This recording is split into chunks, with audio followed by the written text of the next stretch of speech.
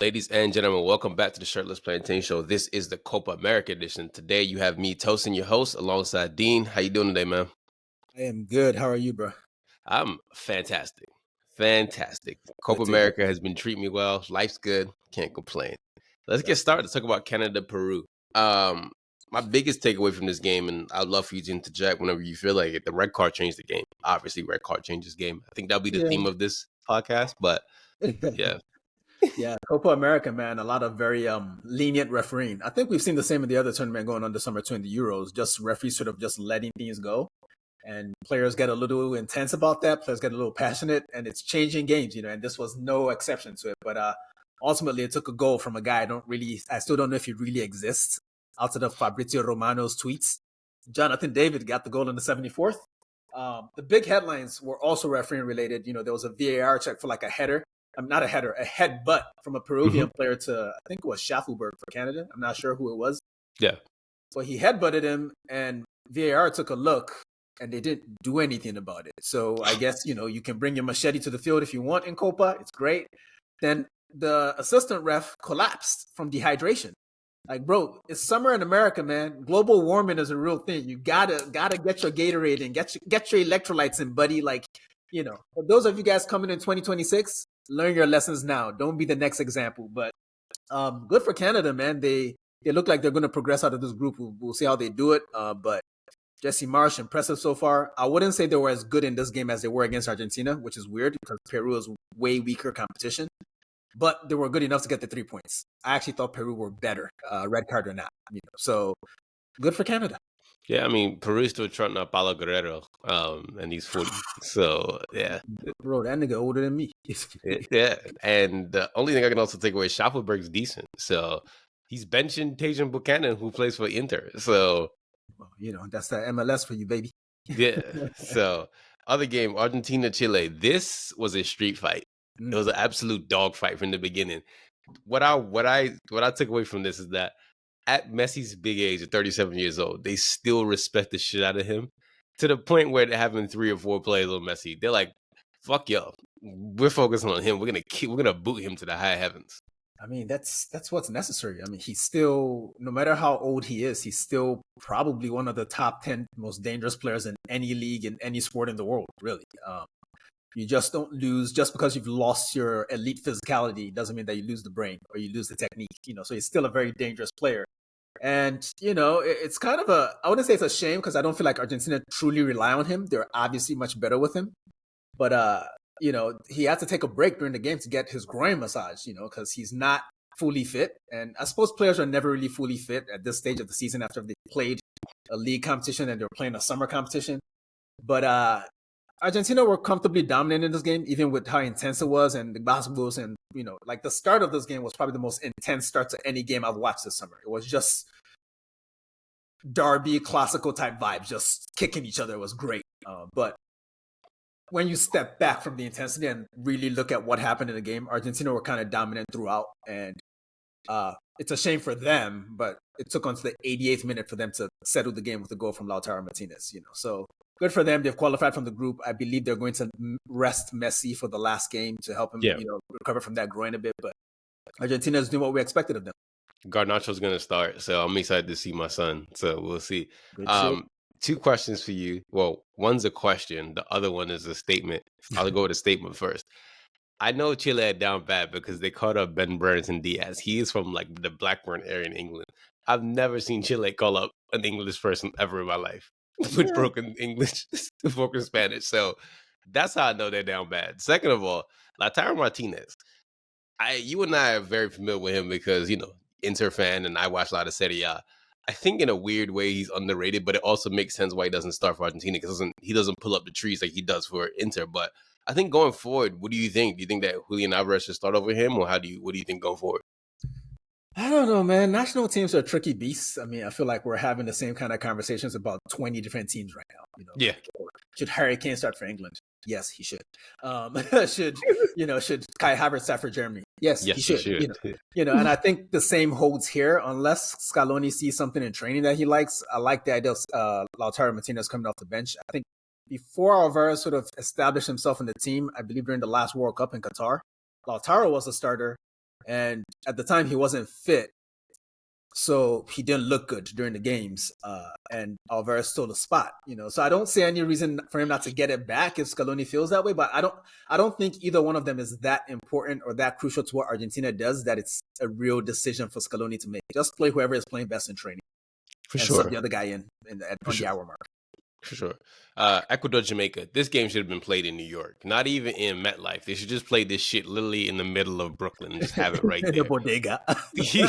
Have that shit in Flatbush somewhere, okay? That's where they should have played, on Eastern Parkway. That's exactly where they should have played that fucking game. I mean, the only takeaway I have from this is Jamaica's gone. And it's wild because we're going to get into this after, because we got 2 more CONCACAF teams. Canada might be the only CONCACAF team that might qualify. Listen, man, I am perfectly fine with that. I don't really care about confederations or as a concept, really. At the end of the day, it's cute that the CONCACAF teams get to play with CONMEBOL teams in this competition, but it's not a CONCACAF competition, so I don't care how well or how poorly they do. I just don't. If the fans of those teams want to use this competition as a way to evaluate their club against other big teams on the planet, cool. But ultimately, as a neutral observer that's been watching Copa America, watching the Euros, watching the Gold Cup since I was yay high, I don't even really want these niggas here. I'm not saying it's bad or I'm not saying it's good. I just don't care. But as for this game, Ecuador open scoring with a very fluky goal from Piero Hincapié. Like, people would think he meant it. Some people might think he meant it. I don't think he meant it. That was a deflection too. So yeah, I mean, Pape Cisse meant it when he did it against Chelsea for Newcastle all those years ago. Because that's a good Muslim. That's a good Muslim man. That's why. Indeed, pray your works. But Michael Antonio scored Jamaica's first ever Copa goal, so applause to them. And they probably should have equalized at 2-1 from a penalty, but the refs kind of fucked them on that. They got fucked big time. Good. That was a penalty. That was 100 because Ecuador had a penalty because it was at the time it was 2-1, and Ecuador's penalty was less of a penalty than Jamaica's. They both were penalties, but I think that Jamaica's really got robbed, and very unfortunate. Yeah, unfortunate outcome, and Ecuador clinched it in the first minute of injury time via Alan Minda, who looks like a very interesting prospect for the future. Good pace on him, good technique, great counterattack goal, great finish. I expect to see him somewhere in Europe, probably like Brighton in the very near future, but good win for Ecuador. Yeah. I mean, Jamaica just came to show off the new kit, so, Nice gowns. Nice gowns. Yeah. Nice blood clot gowns. Yeah. They're just curry goat Nigeria. That's really what they are. Them the cousins. Yeah, we are. First cousins. Venezuela, Mexico. Santi Jimenez, yuck. And this is the worst Mexican side I've seen in my life. Yeah, it just seems to be getting worse, man. And I can't blame Mexico for being confident that they were going to beat Venezuela. Venezuela, before this game, had never beaten Mexico in an official competition. So I didn't blame them for thinking that, okay, we're going to, go ahead and rack up 3 points here. But that's not what happened. And really was a game of, two penalties, if you will. Salomon Rondon converted for Venezuela in the 57th, and Orbelin Pineda missed in the 87th to equalize, So now they have to beat Ecuador on Sunday. I don't know that I have the confidence in Mexico to do that. They just don't look good, again, like Jamaica. Beautiful, beautiful gowns. But the football is bad. And from a leadership standpoint, they lost Edson Alvarez to a hamstring injury in the first game. And it's confirmed that he's not coming back in the competition. And it would be a shame if losing one player is used as the excuse for why they didn't play well in this competition. But ultimately, they have a talent void. They have a leadership void. And I don't even know who the fuck their coach is. So, just from top to bottom, Mexico is just not what they used to be. And it's a shame to watch. I'm not very pleased about it. Yeah. Rafa Marquez, Borghetti, they're not all walking through them doors. Chicharito, none of them are walking through them doors, man. That's tough. Another CONCACAF team who lost, Panama, USA. We're going to go to a live conversation between Mitch and Matheus because they have feelings about this game. And here we are now. Hello. This is Mitch. I'm here with Matheus, and we are going to talk about the U.S.'s very successful game against Panama in Copa America. Lost this game 2-1, and I think we learned something about the sport the other day, and it's really hard to win when you have 10 players. I didn't know that. I I was under the impression that like red cards are pretty good and that like you should punch players more. But we learned yesterday that it's not great. So that wasn't very helpful for the U.S. in this game.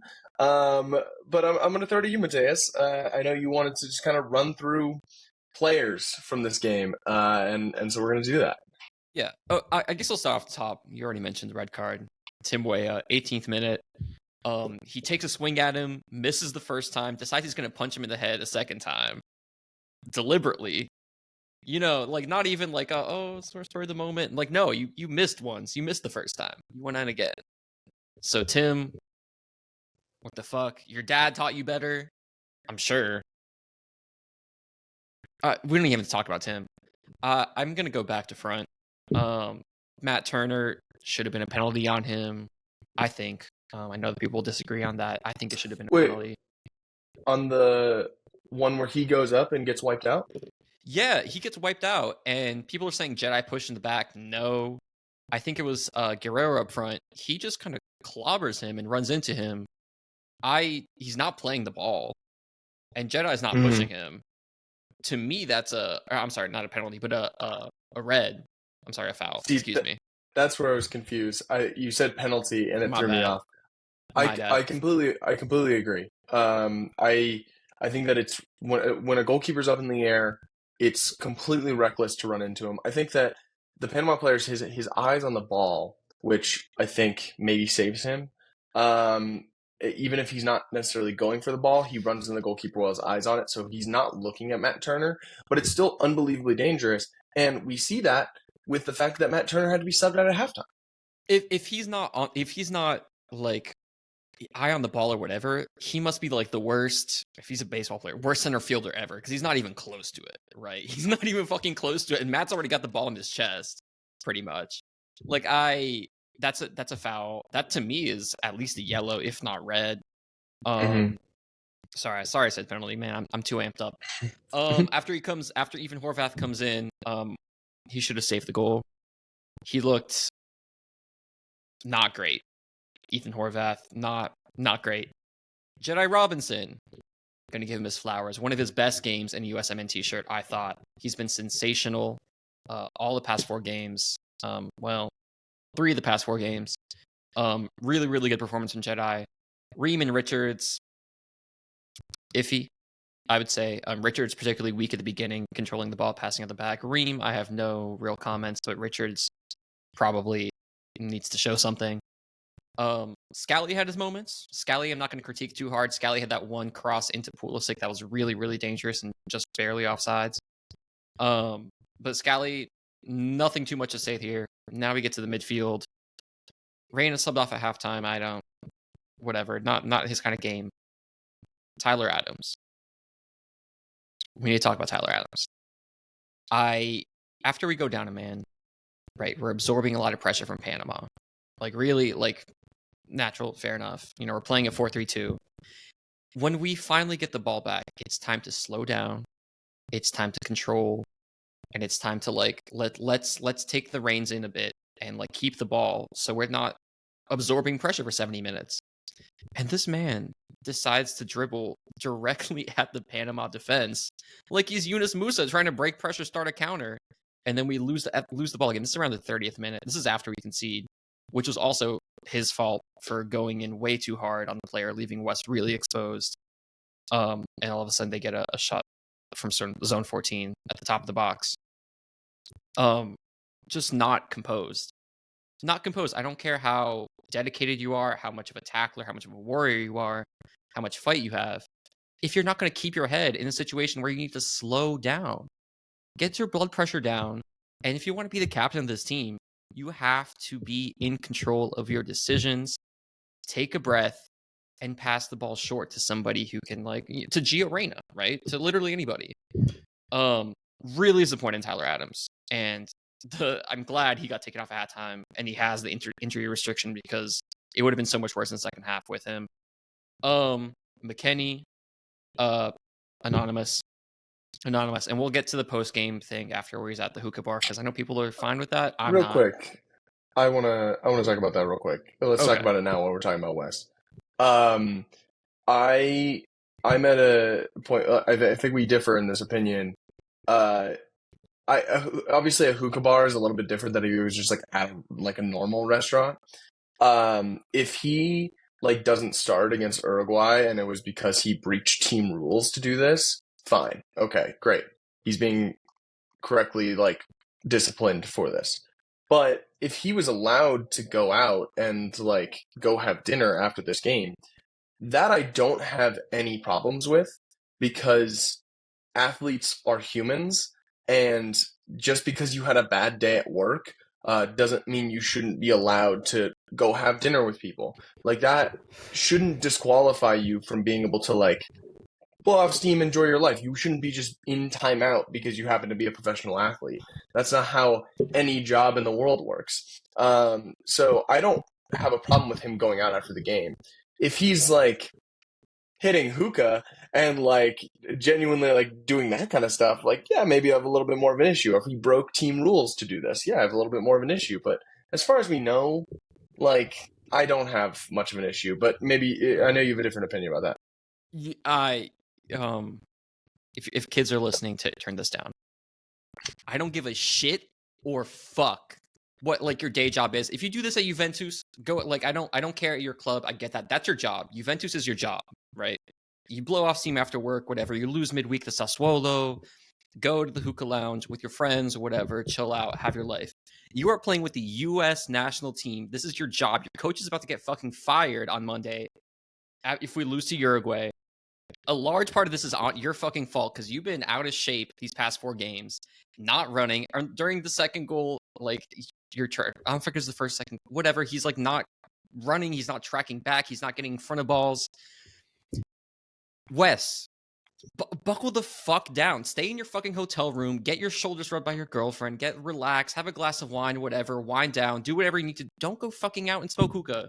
Don't go fucking out. Just don't. It's a lack of just like discipline and seriousness. I don't get it. I don't get it. You're playing for the national team right now. You just got embarrassed because I don't care if we're down to 10 men. We should not have lost that game.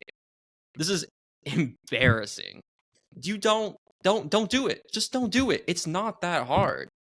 It's not that hard to just like to lock the fuck in for the next 4 days. I do it at my job. You know, like I don't know what to say. Just lock in. It's 4 days. Like it's like the most crunch time you will have outside of a World Cup. If this was like qualifiers, World Cup qualifiers, I wouldn't care. These are friendlies. If it was again after the 5-1 loss to Colombia, I wouldn't care. Today, I give up. Fuck you.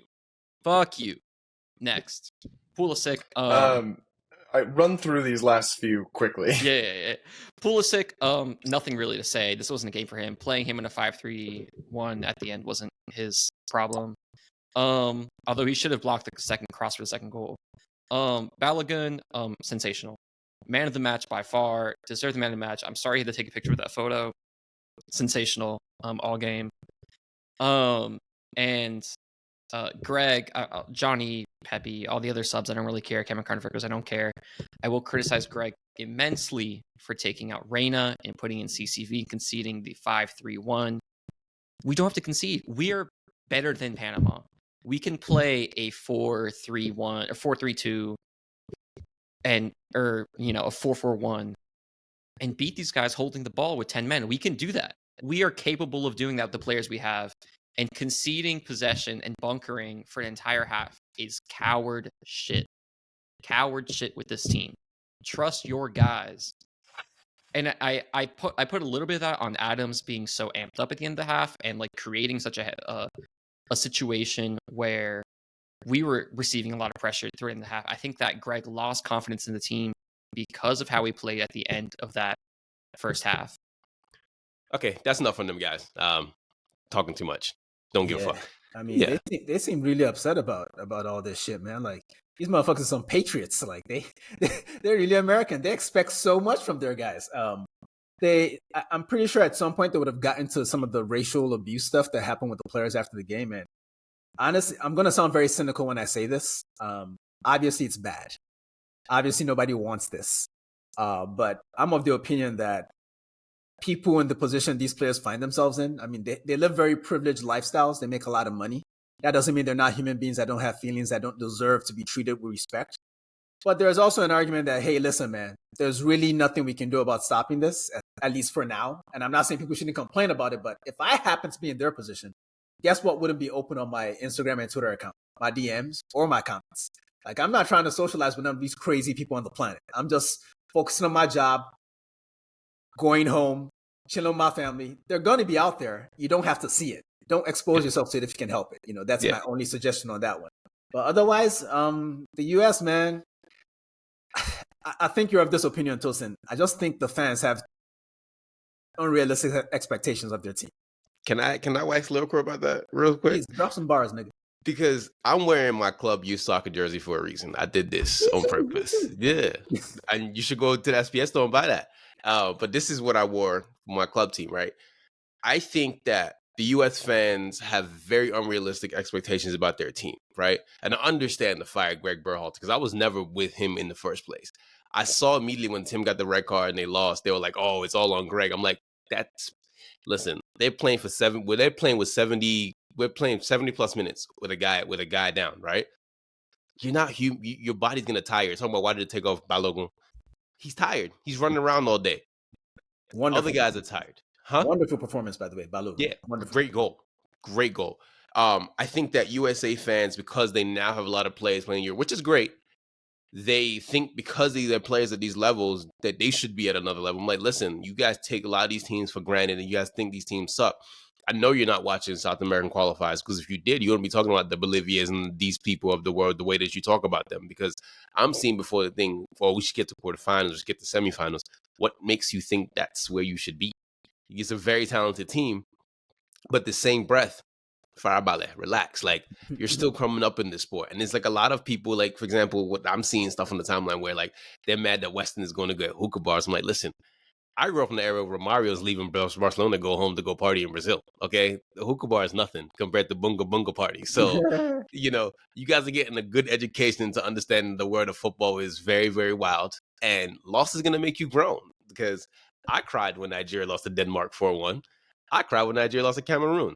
These things are going to make you an adult. Losing in Copa America and getting bounced out the group, that's going to make you an adult. So welcome to the pain of being a football fan because we all get fucked eventually. Excuse my French.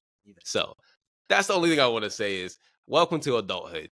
Your team is losing, disappointing. That's what happens in football. Congratulations. You're an adult. Anyways, Uruguay, Bolivia. I think that Uruguay are the best team in this competition. Easily. And Darwin is making an argument for being the best player in the competition. I mean, he still does what he does. He misses a bunch of chances, but guess what? You have to be there to miss in the first place. And he's always fucking there. He's always there. He's so active. He just doesn't have a quiet game unless he's playing against like Arsenal or some shit. But it's never quiet with him. And that's the kind of striker I like, man. Like, something is going to happen. And this is a good point of comparison for the U.S. Men's national team fans. I think maybe even Mitch in his rant that we just heard said that this is what the USA should have done to Bolivia. And it's like, guess what? This is not what you could have done to Bolivia because you're not as good as Uruguay. Your coach isn't as good as Marcelo Bielsa. You don't have a player as good as Darwin Nunez. I don't know what to tell you, but I wish the U.S. luck against these guys. I don't really think they can do shit against them in current form. I want to add to your point. You also don't have midfielders as good as, I know we're not big fans of him. You don't have midfielders as good as Bentancur or Gate. Hell no to someone like Valverde. All right, Tosin, let's just move on. I get the point. Let's just move on. Yeah. Don't list all. Let's just go. Long story short, Bielsa has these guys playing exactly how they wanted to play. And I said it, like, I've tried to watch international football without any club biases. Darwin has all the tools. And if he gets all them shits together, Darwin is going to be a scary, scary prospect. That is even at his current level, he's very scary. Absolutely. If I see him in the box, I mean, like, now granted, he just makes contact with the ball, then the ball just kind of does what it wants after that. But he's terrifying because he's just always there. He's just there. Like, you can't keep him quiet in the game. Mm-hmm. And they're very deep as well. They're very, very deep. So Uruguay presses well. They love what Bielsa's doing. The thing is, like, they win the ball so high up in the pitch, it's scary. So, good luck, US. Intensidad. Colombia versus Costa Rica. I saw something in the first half that made me smile. when they scored the penalty. James Rodriguez has the ball. James could have taken the penalty. We've seen James take a million penalties.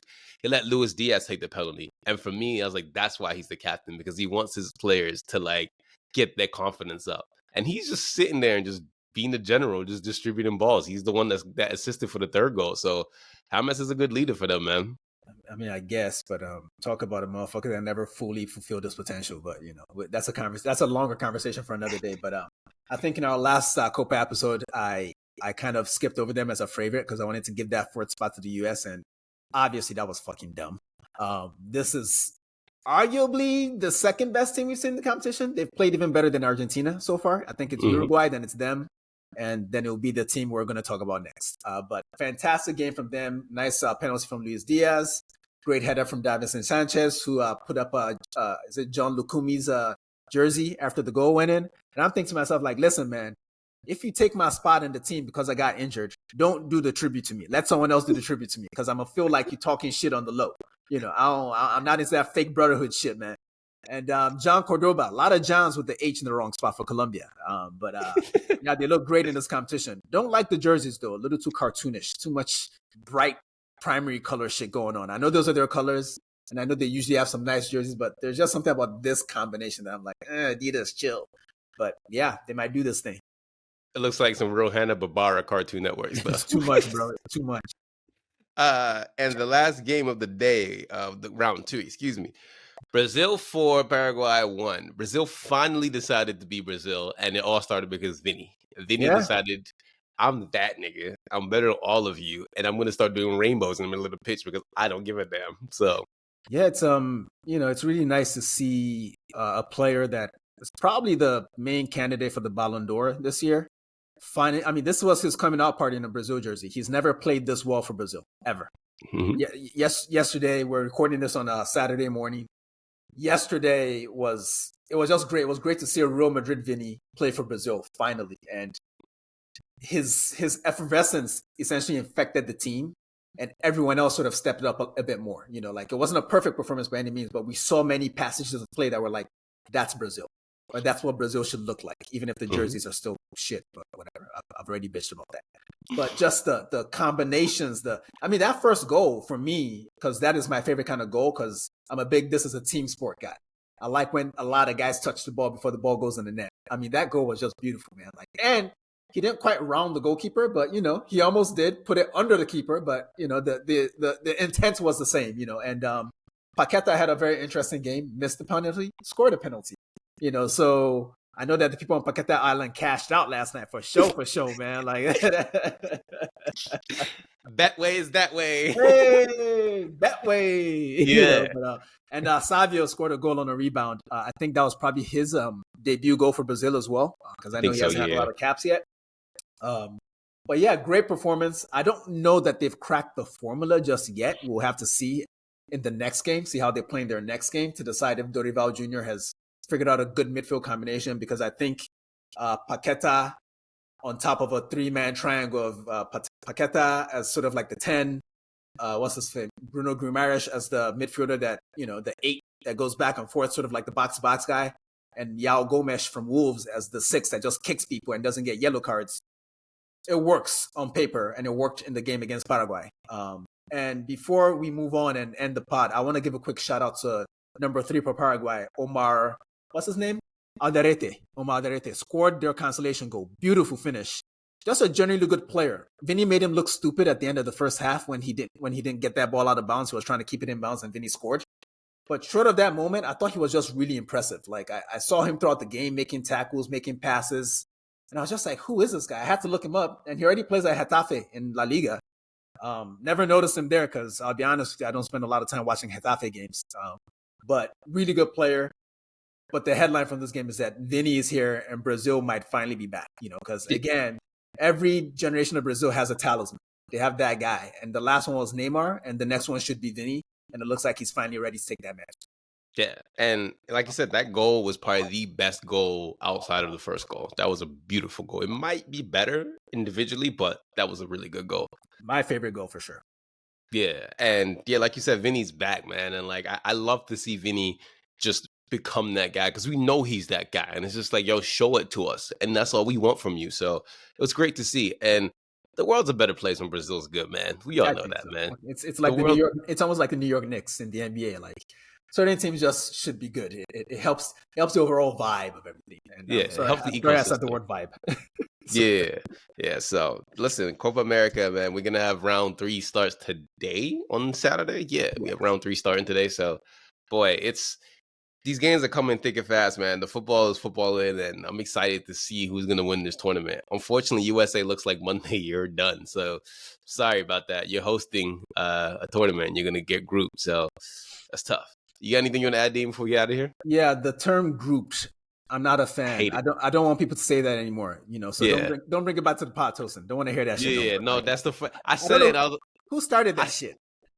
Some USA fan probably, and I hate it. I don't want to hear that shit. That's probably why it's happening to them, because they made up some stupid ass shit like groups. Yeah, it's a stupid ass word. Okay, stop. You got bounced. Get the fuck out the competition. It's over. It's enough.